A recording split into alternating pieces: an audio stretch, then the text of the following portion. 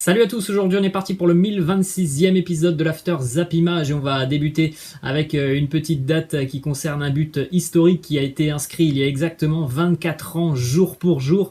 C'était lors d'un match entre l'équipe de France et le Brésil, c'était du côté du stade Gerland de Lyon, score final 1-1 entre les deux équipes avec un but légendaire inscrit par Roberto Carlos, un coup franc monstrueux, je ne sais pas si vous vous en souvenez, en tout cas si vous vous en souvenez pas, retrouvez-le sur YouTube, hein, c'est assez simple, un coup franc véritablement incroyable inscrit par Roberto Carlos avec son pied gauche magnifique, une trajectoire de balle complètement hallucinante, complètement flottante cette balle et un Fabien Barthez qui au final n'a pas bougé.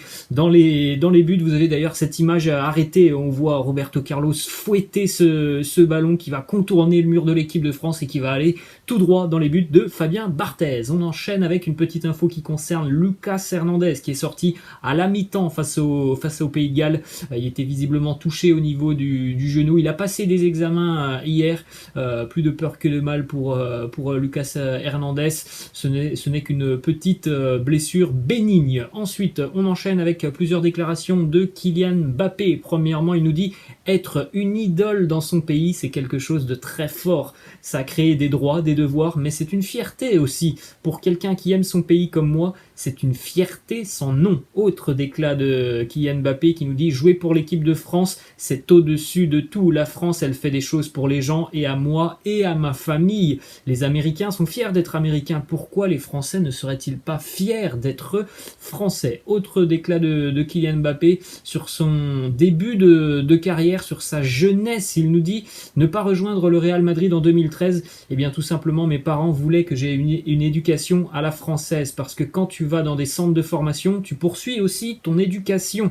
Aller en Espagne, même avec Zidane, ça restait un autre pays avec une autre culture. Voilà, ce sont ses parents qui lui ont tout simplement conseillé de continuer son cursus et scolaire et son cursus de footballeur du côté de la France. Ensuite, on a une petite info qui concerne la sélection anglaise. Trent Alexander-Arnold doit déclarer forfait pour l'Euro, victime d'une blessure musculaire lors du match de préparation de l'Angleterre face à l'Autriche ce mercredi.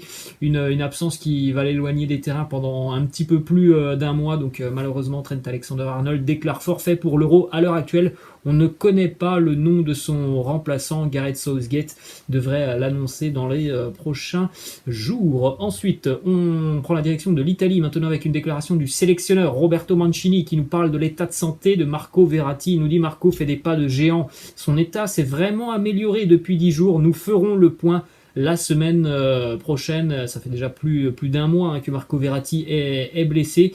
Du côté de la sélection italienne, on se veut optimiste. Ensuite, une petite info qui concerne les Fennecs. L'Algérie s'est imposée hier 4-1 face à la Mauritanie avec notamment un doublé pour Sofiane Feghouli, un but pour Adam Ounas et un but pour Bagdad Bounedjah. Une nouvelle grosse prestation pour les hommes de Djamel Belmadi. L'Algérie n'a perdu aucun de ses 25 derniers matchs disputés, toutes compétitions confondues, 18 victoires, 7 matchs nuls. À l'heure actuelle, seule une sélection fait mieux que l'Algérie dans le monde entier, c'est l'Italie qui est actuellement sur une série de 26 matchs sans défaite. Ensuite, on prend la direction maintenant de l'Amérique du Sud, puisque cette nuit avait lieu une journée des éliminatoires au Mondial 2022. On rappelle qu'il y avait eu sur la précédente trêve internationale le report de tous les matchs. Donc voilà, au lieu de faire des matchs amicaux pour préparer la Copa América, eh bien du côté de l'Amérique du Sud, on joue les éliminatoires au Mondial. Donc cette nuit, la Colombie s'est imposée 3-0 du côté du Pérou. Ce match s'est terminé d'ailleurs à 10-10. C'est une très bonne opération pour la Colombie, qui enfin déjà remporte une victoire précieuse parce que les Colombiens ont vraiment très mal démarré cette campagne éliminatoire. Ensuite, match nul aussi pour l'Argentine face au Chili.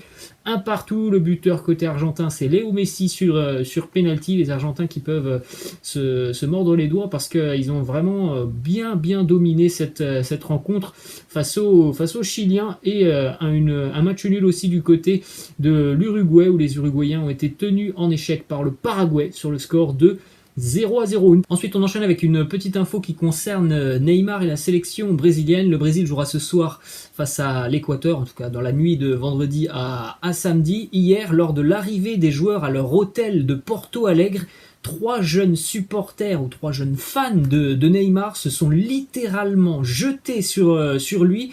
On a même quasiment l'impression qu'il y en a un qui allait lui faire un tacle.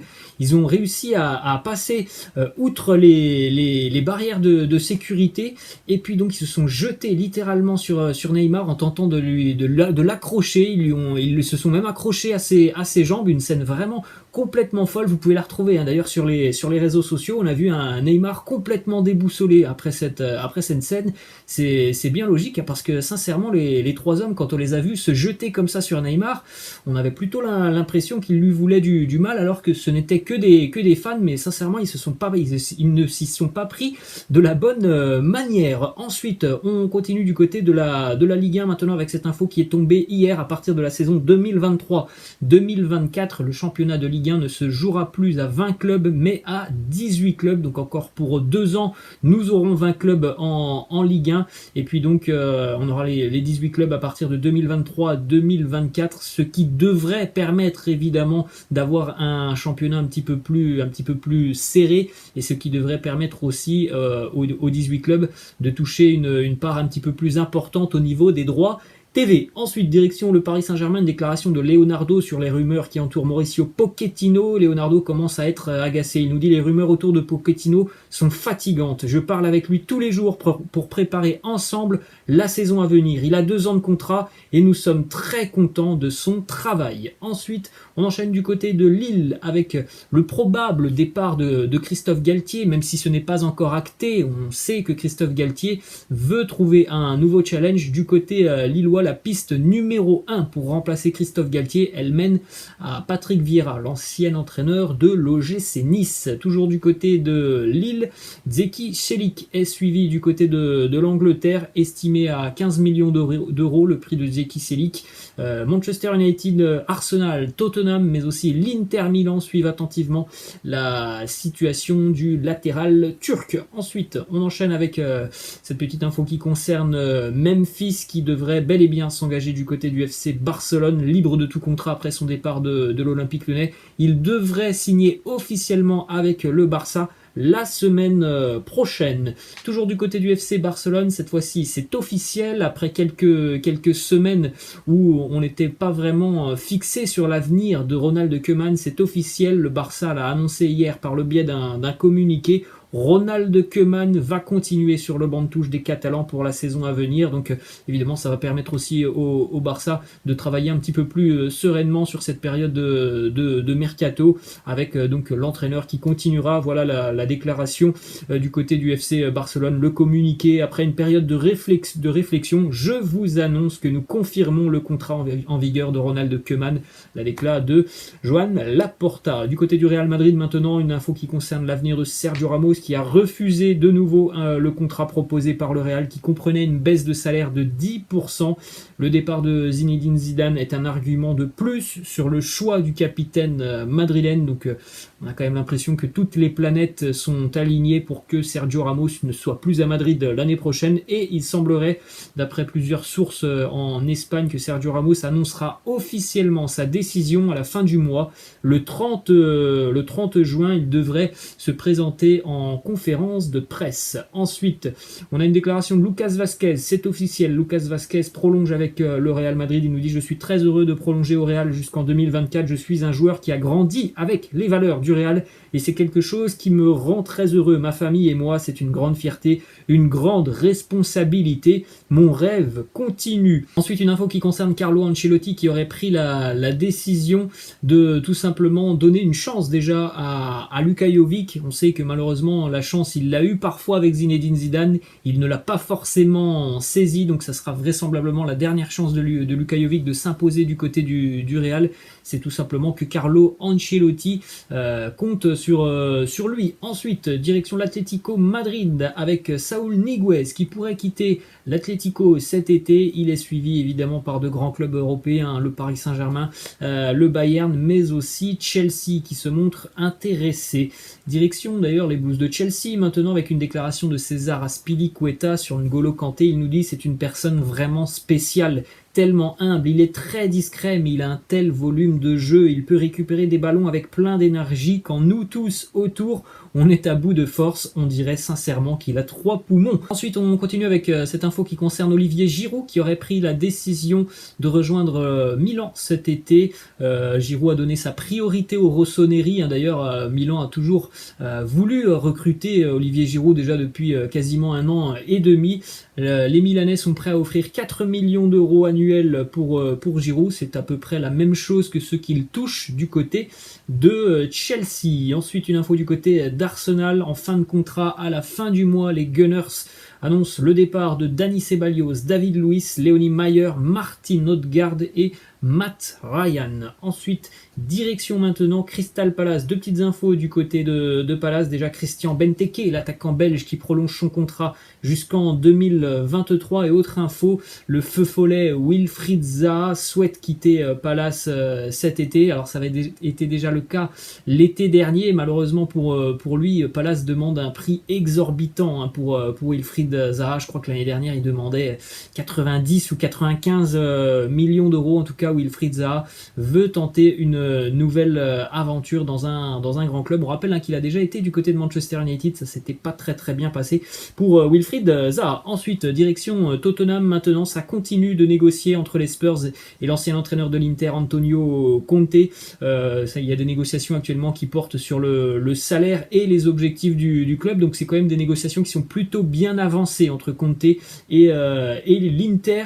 Il n'a toujours pas pris sa décision, mais il est plutôt quand même tenté par le projet de Tottenham. Du côté de l'Inter, eh bien, le remplaçant de Antonio Conte, il est connu, et bon, on le savait déjà depuis une petite dizaine de jours, c'est donc Simone Inzaghi qui devient le nouvel entraîneur de l'Inter. Il a quitté la Lazio il y a une dizaine de jours, donc voilà, un petit défi encore bien plus intéressant pour Simone Inzaghi qui passe de la Lazio à l'Inter. Direction maintenant l'Udinese, une déclaration de Lionel Scaloni, le sélectionneur de l'Argentine, qui nous parle de Rodrigo De Paul. Il nous dit, sans diminuer la valeur de l'Udinese, je crois que De Paul est prêt pour le grand saut. Il est à son aise, mais le moment est venu. Je pense qu'il désire un grand club et j'espère que l'Udinese est ouverte à cela. Il est vrai que c'est un joueur majeur de l'effectif de l'Udinese. Ça fait maintenant 5 ans qu'il est du côté d'Udine, titulaire indiscutable au milieu de terrain. Gros volume de jeu, gros volume de course. Il est suivi notamment par l'Atlético Madrid. Il semblerait qu'il y ait des négociations entre l'Atleti et l'Udinese.